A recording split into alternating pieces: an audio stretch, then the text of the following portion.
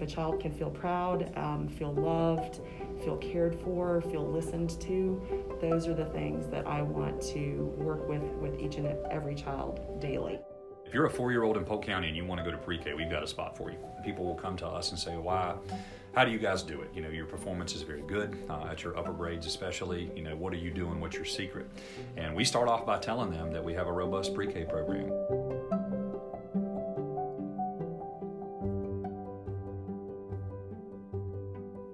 The past 3 years for me has been a professional dream. I feel so valued, nurtured, cherished, and a part of our school family.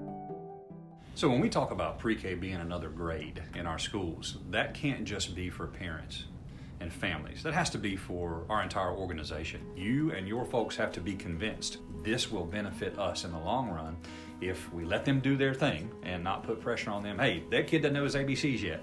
We'll get there. It's more important right now that they understand how to do school, that they understand how to get along with other people, that they can feel comfortable in their own skin, and that they take away a little bit of self-esteem from the activities they're involved in.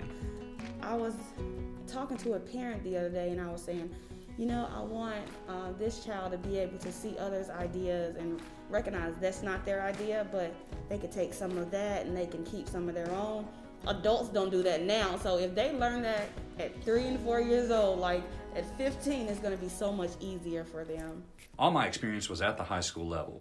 Shifting from that K-12 kind of mentality to pre-K, it's really working to understand what that means developmentally for kids is significant. And if your leaders in your district aren't doing that, then they're not going to have a good idea of how to support those individuals. We're very, very much aware that those are two worlds that aren't the same, and it's up to us to make it so that we can live happily together so that we are one. That does not happen overnight. From the very start of our program, we made the decision, these are teachers, and they're going to be paid like teachers, they're going to be treated like teachers.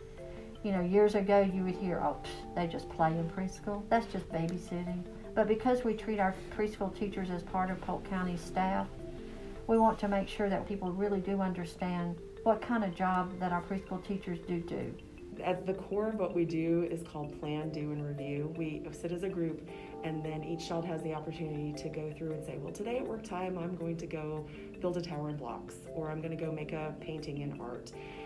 Then they go and execute that plan, so they'll go and do their work time, and again, their plan could change based on their interests. But then we have the opportunity to get back together and do recall, which is so important for building their cognitive skills so that they can think about, what am I going to go do? I'm going to go execute it, and then I'm going to come back and share more about what I did. So it's really getting at the crux of critical thinking skills and laying that foundation for what they're going to be doing when they get into kindergarten.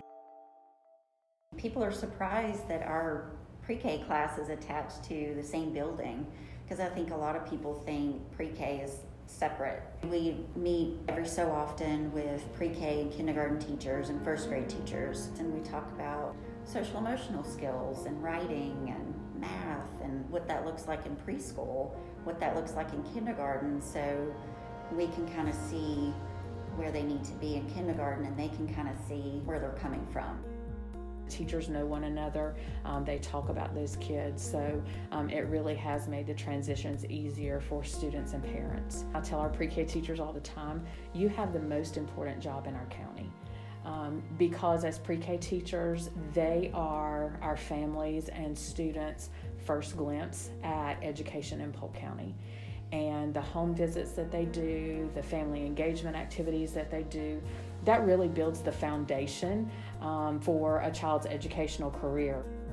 We will have 4th grade parents call Miss Peggy or Miss Amanda when they have questions because of that relationship they've developed in preschool. I think the family engagement, the families being involved from the get-go and getting them comfortable with the school, comfortable with the teacher, comfortable advocating for their families and for their child lasts the rest of their school life. I really do. Being in this classroom, you're exposed to so many different things. Like, I have Spanish-speaking kids in my class, so I incorporate that a lot. There are people with so many differences, and I feel like just to have that exposure, to have experience with certain different people, diverse groups, I think that is so huge, and I think just giving kids the opportunity makes such a big difference on a large scale. I would be very disappointed if we didn't pursue how to make this broader and better. It's a game changer for North Carolina. We're often viewed as an education state. Pre-K would only add to that legacy. If we can get past, some of the ground level arguments and have that mission and vision at a higher level, every child needs, deserves, and will benefit from this opportunity.